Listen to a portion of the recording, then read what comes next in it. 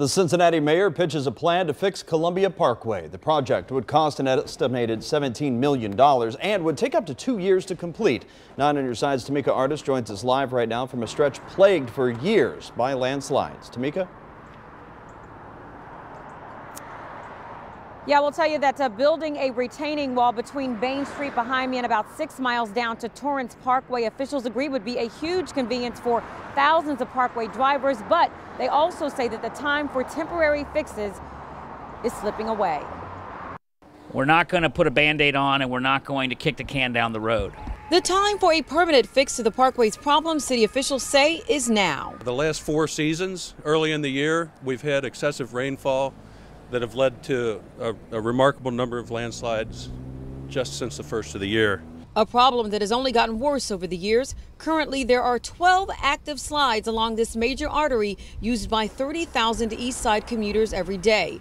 Both the mayor and Joe Vogel, the director of the Department of Transportation and Engineering, say the only way to shore up the hillside is with a series of new walls and staples. A 2-year project that could cost upwards of $17 million.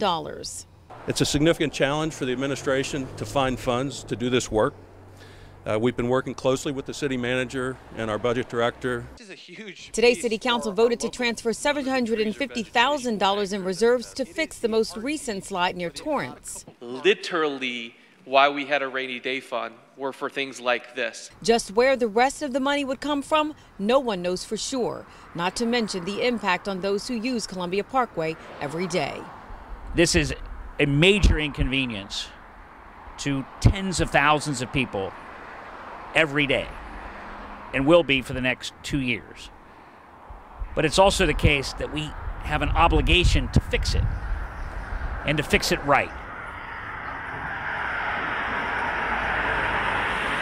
All right, well, the mayor says that he hopes to keep at least 2 lanes of traffic open at all times and reconfigure River Road as well during the construction project. Again, that plan would still need to go ahead from City Council. They do plan to get that plan right before them in the next week or 2, along with possible funding options. Reporting live, I'm Tamika Artis, 9 on